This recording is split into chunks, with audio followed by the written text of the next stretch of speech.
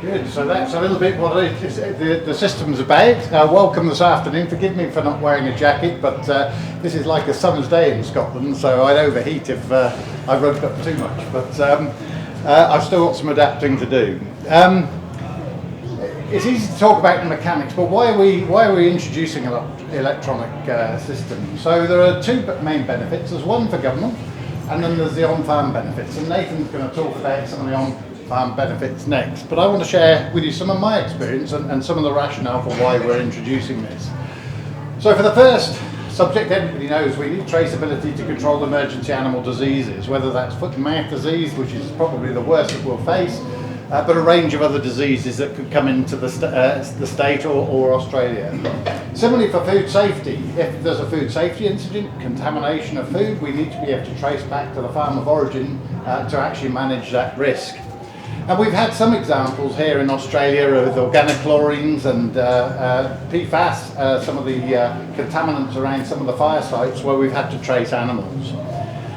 Quality and provenance is also really important. Increasingly people want to know where their food has come from, and they want assurance with quality but also welfare standards, and having that traceability system allows you to do that. And what it's all about really is accessing markets. Now, when I was working in the UK, exports were pretty important, but nothing compared to Victoria. We export so much of what we produce, and we're so dependent on those markets. If we can't support those markets with effective traceability, there is a risk we'll lose them. So market access is hugely, hugely important. So if we talk a little bit about emergency animal disease control first, I've been asked to talk a little bit about some of the experiences in 2001 with the foot and mouth outbreak in the UK. It was the biggest logistical exercise for the UK since the Second World War. It was big stuff. It's the only thing in the UK other than a war that stopped a general election. So the impact of an outbreak was far wider than the farming community, but for those farmers involved it was devastating. So I was actually skiing in Canada at the time when the outbreak was identified on the 19th of February. It was a very wide-eyed meat inspector and abattoir, saw lesions in a pig on the 19th of February. The next day it was actually confirmed. But where had the disease come from? It was in a pig that had been slaughtered. There was no identification left on the animal, so we had to trace back to all the premises where those pigs had come from. And we traced back to a premises 480 kilometres away. This is the individual, Bobby Waugh, who'd been illegally feeding his pigs waste food. Something we should never do. But people continue to do it, unfortunately. It's hugely risky. This guy had been feeding his pigs on untreated waste food. He'd infected them with foot and mouth disease. So the centre of the circle is where his premises was. We did a lot of modelling, meteorological modelling, because one of the features of foot and mouth disease is it can spread on the wind, and pigs produce huge amounts of virus that go up in plumes of infectivity. So you can see with the shaded areas, these were the risk areas that we thought that the virus could have spread to. And Prestwick Hall farm there was a sheep farm. So, heading on the wall, that's where Bobby Waugh was. We actually found the abattoir was in the southeast of England, so a long, long way away. We identified that heading on the wall was the issue. 7th of February, so remember we confirmed disease on the 20th, so way before we knew we had a problem. We think that the virus had spread to Prestwick Hall farm.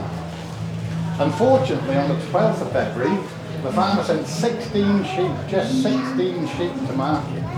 That's all it took.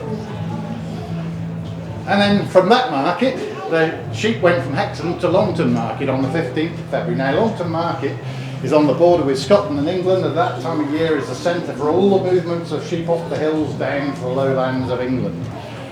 Still before we knew we had a problem. On the 20th of February from Longton, that's where the sheep have been distributed. All over the UK. That's when we knew we had a problem. But we hadn't even worked out at that stage, that's how far it had spread, and we didn't have effective traceability systems. And sheep we have what we currently had in Victoria before the 1st of January, just a visual-based system. So before we really knew we had a problem, we had over 200 farms infected out there. 12 different parts of the country, hence it was the biggest logistical problem that we'd faced. I was sent down to southwest Scotland to carry out the contiguous and 3-kilometre cull, and these were the infected premises. Each premises in the middle was a farm that was infected. In 8 weeks we had to slaughter 520,000 sheep and 20,000 cattle, and that was just one of the 12 centres. In total we killed over 6.5 million livestock to control this disease outbreak. This is huge, and the devastation for every one of those farms was immense. Now, also the useful thing for pointing out with this map is it reminds me of the traceability. So when I went down there, my first priority was to trace all the sheep coming out of Longton Market. It took me 6 weeks to actually identify and fully trace through the chain where all those sheep had been. Now, there was one particular tracing, went out to the market to a dealer. He sold it to a premises further to the west. That premises then went up to Ayr Market, up north of the thing, and sold them again. They went back to the original dealer, who then sold them to Northern Ireland. By the time I closed that loop, the disease had been transmitted to another country across the sea. Had we had that instant traceability, we could have stopped that spread. But unfortunately then we didn't have that. So what was the consequence? Mass culling of animals. This site was common all over the countryside. Those of you who keep animals, you can imagine the devastation that that would cause, and the pure logistics. Getting rid of that amount of carcasses. And just to give you an idea of scale, this is Berkshire Forest. This was my site that I developed in southwest Scotland. We had a real problem disposing of sheep because the aquifers were near the surface. They were being used as public water supply, so we couldn't bury on the farm. We identified this site at Berkshire. It was a forest 2 kilometres off the road. In 24 hours, we bought the site, we felled the forest, we drove a metal road in, and we dug the first pit. This is pit 5. This wasn't built in a day. This took a week. It was a triple line pit. That pit held over 400,000 sheep. It was big enough to berth the Titanic. So only when you see things like this that you realise the scale of the disease outbreak. Absolutely immense. Now, in Australia, would we face similar problems? So interestingly enough, just after I arrived here on the 29th of January 2015, we had a really hot suspect case of foot and mouth in Tatura. So much so that the new Premier, after the election, was up awake at night, waiting until 3 o'clock till the lab results came out of the lab at Geelong. Fortunately, it was negative, but the clinical symptoms were undistinguishable. So what we did the next day is we said, well, what were the livestock sale yards in Victoria the next day that would have had sheep moving around the country that we would have to trace? And this is the real activities the next day in Victoria. So the blue movements are movements into sale yards and the red movements are movements out.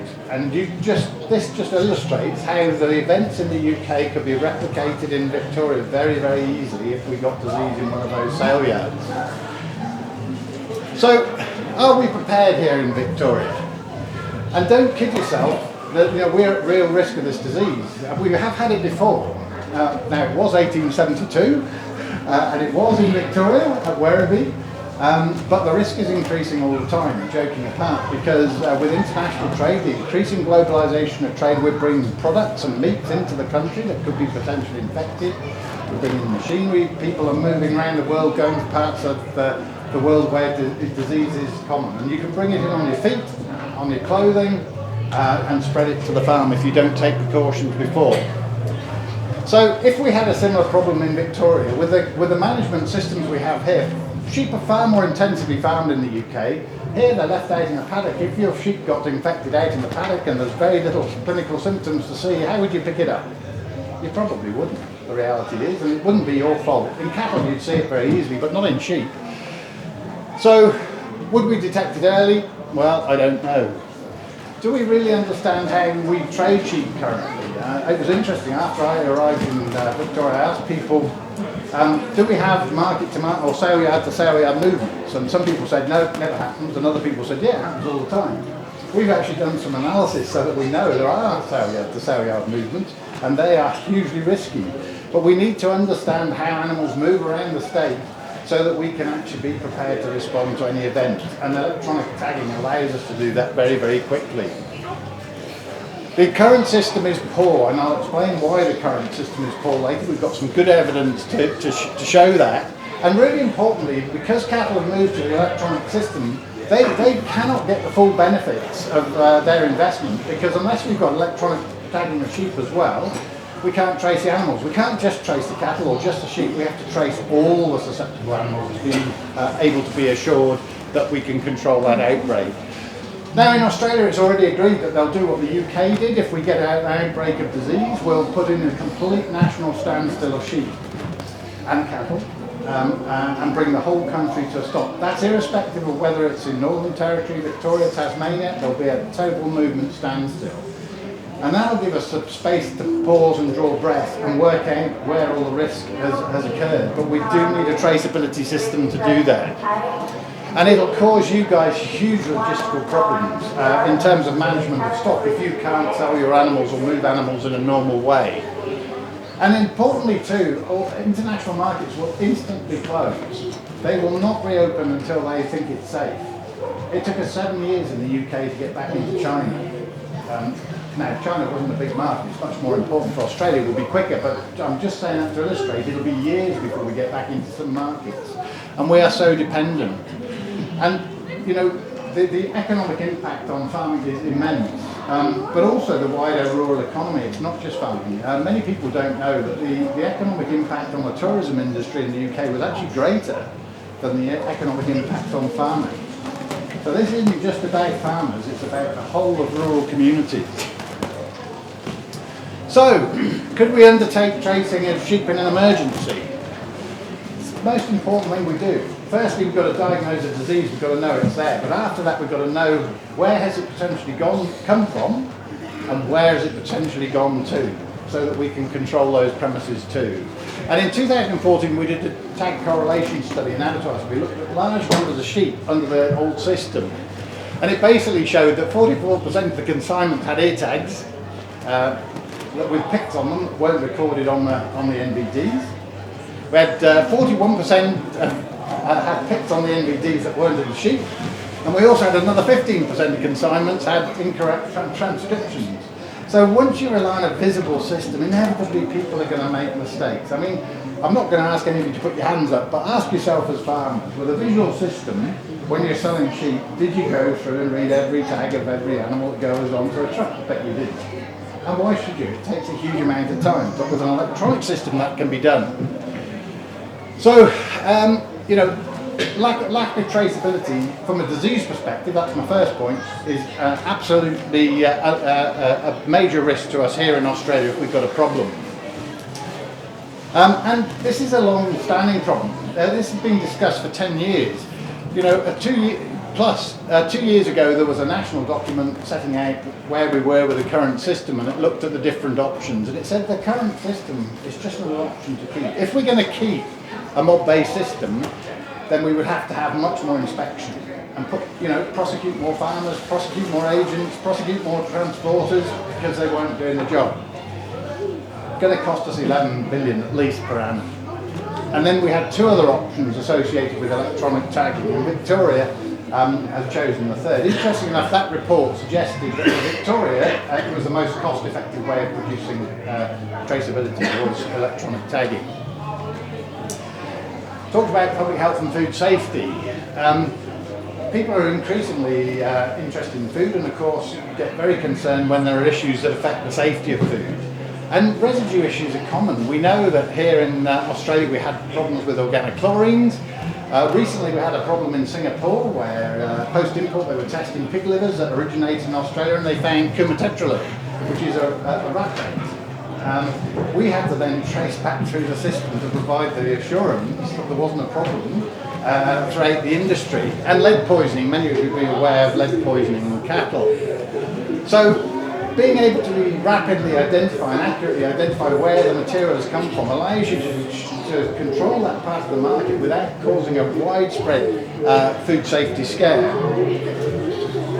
And then I talked earlier about market access. This is really why we do it. This is what it's all about. We have, as you've seen, a huge number of sheep which are very valuable. We export a lot of that. But in terms of human health and animal health, the impact on markets, whether domestic or international, the same. People are concerned. So we have to back it up with traceability.